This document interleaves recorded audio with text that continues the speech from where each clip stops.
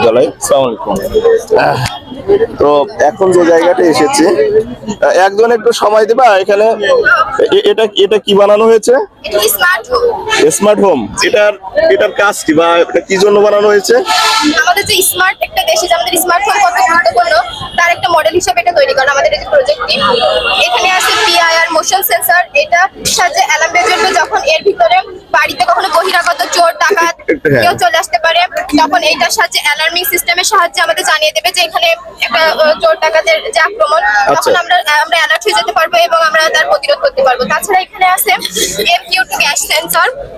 এখানে যখন বাসা বাড়িতে গ্যাস লিক হবে তখন আমরা বুঝতে পারবো, এখানে যে অ্যালার্মিং সিস্টেমের সাহায্যে আমরা বুঝতে পারবো যে এখানে গ্যাস লিক হয়েছে। তারপরে এর ভিতরে এখানে এর ভিতর থেকে যে অ্যাবজর্ব হবে, গ্যাস অ্যাবজর্ব হবে, তারপরে আমরা সেটা মানে প্রতিরোধ করতে পারবো একটা দুর্ঘটনা।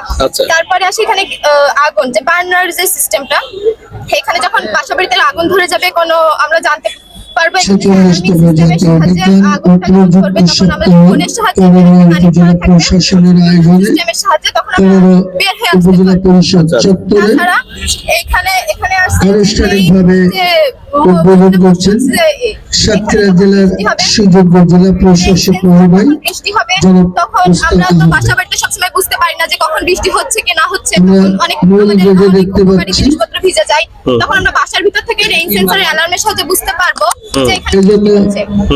তারপর বাসা বাড়িতে সকল বিদ্যুৎ সাশ্রয়ের জন্য এখানে প্যানেল, সোলার যে প্যানেল, বাসা বাড়িতে বিদ্যুৎ সাশ্রয় হবে। তাছাড়া এখানে যে মোটর, এটা অটোমেটিক্যালি পাম্প করবে, মঞ্চের সামনে পাম্প করার ফলে অটোমেটিক্যালি বসার জন্য আহ্বান করছি। ইতিমধ্যেই সাতক্ষীরা জেলার সুযোগ্য জেলা প্রশাসক মহোদয় আমাদের অনুষ্ঠান স্থলে প্রবেশ করেছেন। সাথে আজকের অনুষ্ঠানের সম্মানিত সভাপতি উপজেলা নির্বাহী অফিসার জনাব মোহাম্মদ জহুরুল ইসলাম সহ বিভিন্ন শিক্ষা প্রতিষ্ঠানের সম্মানিত প্রধান শিক্ষকগণ উপস্থিত হয়েছেন। সমস্যার শিকার হতে হয় যে গাড়ি থেকে নামবো, তারপরে সাতক্ষীরা জেলার সুযোগ্য জেলা প্রশাসক জনাব মোহাম্মদ মুস্তাক আহমেদ অনুষ্ঠান স্থলে উপস্থিত হয়েছেন।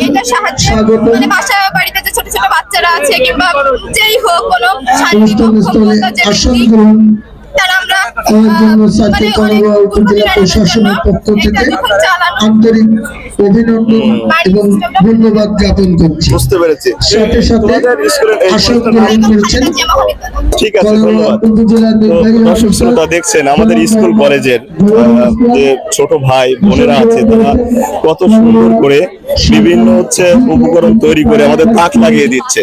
এবং এটি কিন্তু কলারোয়া উপজেলা, সাতক্ষীরা জেলার কলারোয়া উপজেলা পরিষদের ভিতরে এখানে